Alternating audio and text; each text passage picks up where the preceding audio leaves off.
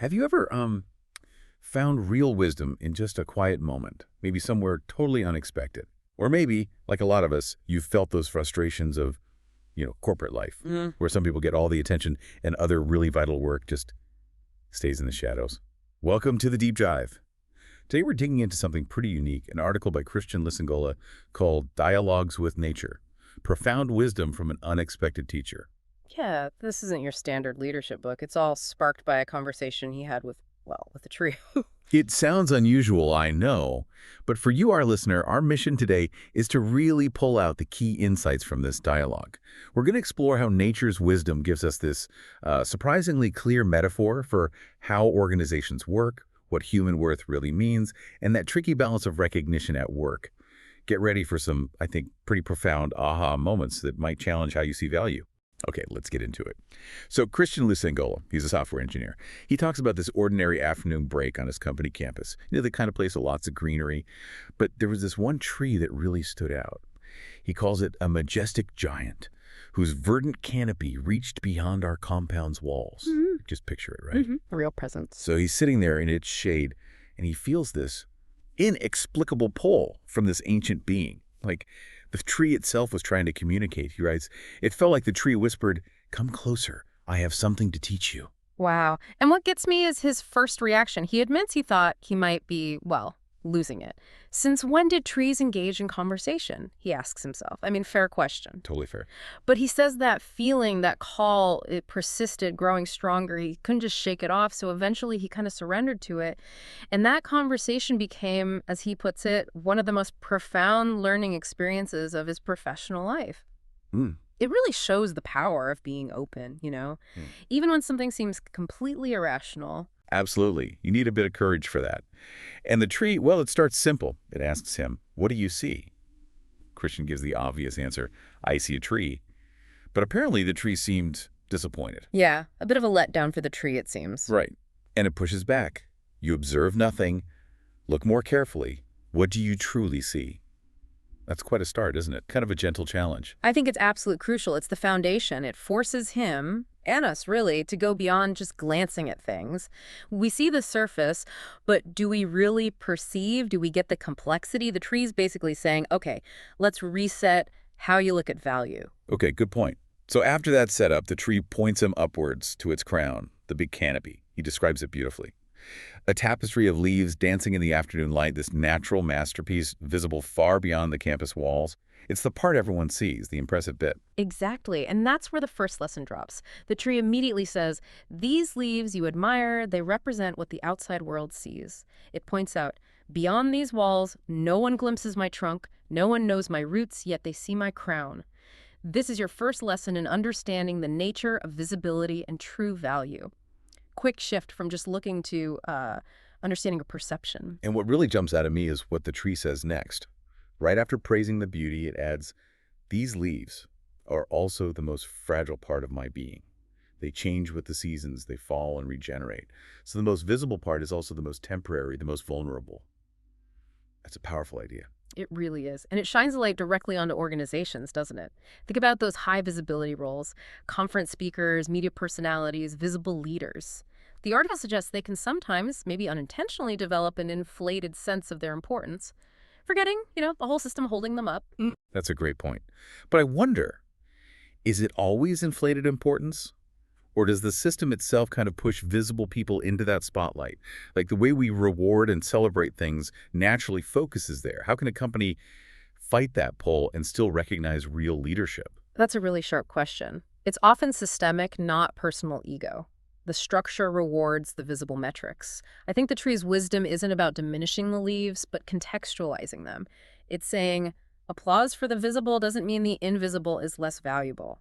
Counteracting it means consciously changing how we define success, looking beyond just the immediately obvious results. That makes a lot of sense. So from the visible, fragile crown, the tree guides him down to the trunk. Solid, unwavering, yet often overlooked. And the tree says it's invisible to those beyond these walls, yet without it, no leaf would ever dance in the sunlight.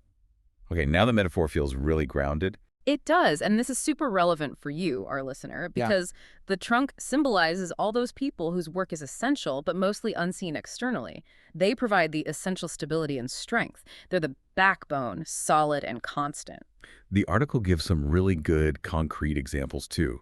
Things like the methodical problem solvers, the system maintainers, the deadline meters. It even mentions engineers debugging critical systems at midnight, or operations staff ensuring smooth daily functions, the admin pros keeping chaos at bay. These are the people often behind the curtain. Exactly. Their work might not catch the eye, but without it, the entire structure would collapse. What's your take on that? Do companies genuinely struggle to see this, or is it more about how we define value, maybe favoring big impact moments over consistent effort? Oh, I think the struggle is definitely real. We tend to equate visibility with importance, don't we? We celebrate the big launch, but maybe not the endless hours of coding fixes or managing tricky logistics that made it possible. The tree's point about the trunk is powerful. Its value isn't less just because it's hidden. It makes you wonder how many vital roles are undervalued just because they're not flashy. Precisely. And that naturally leads us even deeper, right? Because the trunk isn't the end of the story either. The tree pushes Christian further. And what of my roots? Those parts of me that no one ever sees, yet without which I could not exist for a single day. This feels like we're getting to the absolute core. Yeah, the ultimate foundation. You can't get more fundamental than that. This really speaks to the deepest level of what makes an organization succeed. It's about those roles where the work is completely invisible to the outside world, yet they provide the basic nourishment and stability. The roots are the lifeline, absolutely essential, but totally hidden. And it's so easy to forget them, isn't it? When you're looking at the leaves, you just assume the roots are down there doing their thing. But the tree forces us to acknowledge they're not just important, they're existential. Yeah. No roots, no tree, period. That's pretty humbling for anyone thinking about leadership. It is. It really makes you question the whole value system we typically use. We're trained to look up, to celebrate the visible stuff. But the tree's reminding us that the real sustenance, the lifeblood, comes from below, from the hidden, often taken for granted parts. Okay, so now we get to the harmony part. Yeah. This is where the metaphor really shines, I think. The tree says, notice how I harbor no internal conflicts. My leaves don't compete with my trunk. My trunk doesn't envy my roots. Each element understands its vital role. Wow, what a contrast to some workplaces. It's a huge contrast, isn't it? And the article nails it when it says, the tragedy of modern organizations often lies in this misunderstanding of value. You might have visible leaders thinking they can thrive without the trunk. Or you have essential trunk and root people getting discouraged because their work isn't seen. The tree sees an ecosystem. We often see a ladder. Yeah, that makes me think instantly of departments fighting, teams competing for budget, individuals just scrambling for credit. But the tree explains this beautiful flow. The leaves cannot survive without the sustenance channeled through my trunk from my roots. Yet, it says, the roots and trunk cannot fulfill their purpose without the leaves converting sunlight into energy. It's described as a grand dance of mutual sustenance, not top-down at all. It's not a hierarchy. It's a continuous loop. A continuous flow of value in multiple directions. Think about it in a company context. Marketing needs data insights from analysts. The CEO delivering a vision. That vision was likely shaped by input from countless others. Every part, seen or unseen, adds its unique value. It's a symphony, not a solo act. So it's reciprocal, a circle. But the big question for our listeners might be, how do you actually create that in a real organization? How do you get the leaves to genuinely value the roots, and vice versa, beyond just saying the right words? That's the million-dollar question, right? And I think it has to start with leadership truly getting it and showing it. It's about designing recognition systems that reward teamwork, that highlight the interdependencies. If leaders consistently say, my success is impossible without this team or that department, it starts to shift the culture. It's a move away from hero narratives towards collective achievement, a fundamental mindset shift. Okay, so then the tree hits Christian with this really provocative question, one that cuts right to the heart of corporate thinking. It says, humans often mistake visibility for importance, yet in my world, such distinctions hold no meaning. Then it asks, would you ask whether the roots or the leaves are more important to my survival?